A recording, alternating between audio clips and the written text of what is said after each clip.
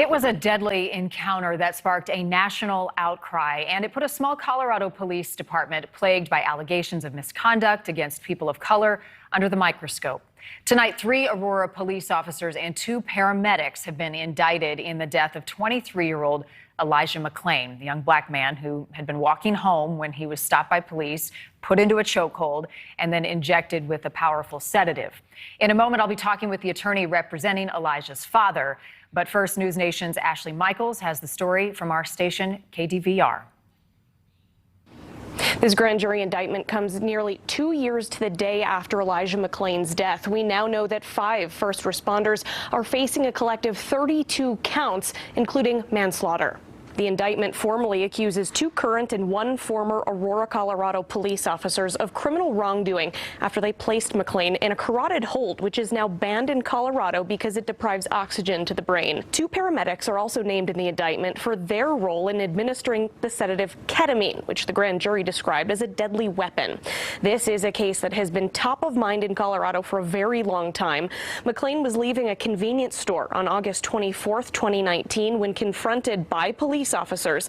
He was not committing a crime and was unarmed. The grand jury has been working on this case since January, but this has been especially hard on McClain's family and friends. We're told his father wept tears of joy at the news of this indictment, his mother telling us she slept better last night than in a very long time. It was hard to process because they actually killed my son. They murdered him, and they thought they were going to get away with it. And 2 years afterwards, justice is being served. Elijah's getting his justice. Colorado Attorney General Phil Weiser says he will be issuing this indictment in Adams County, Colorado court, where those first responders will be formally charged.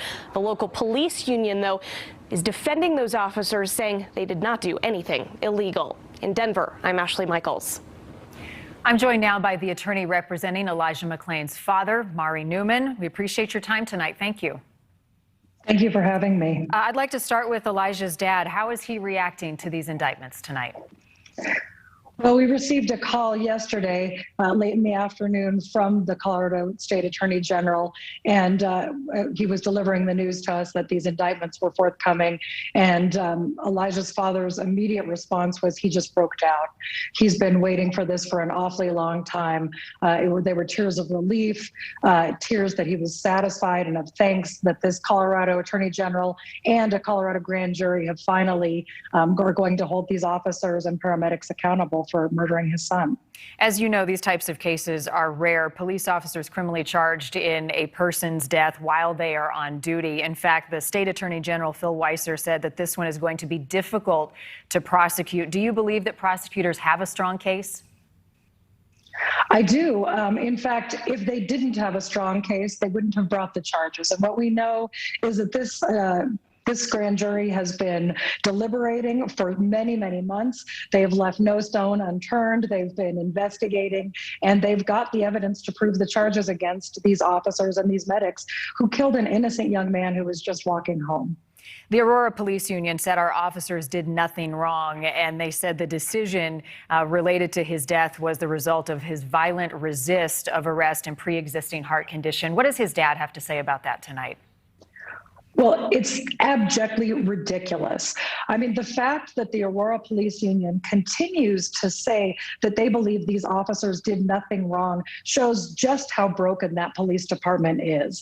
And the Colorado State Attorney General's office is actually engaged right now in an investigation into Aurora's longstanding custom and practice of police brutality. And that is obviously necessary when you see a police union saying, not only that these officers didn't do anything wrong, but blaming an absolutely innocent victim who did nothing wrong. He did nothing to cause the abuse, the violence, and the absolute inhumanity of these officers and medics who killed him.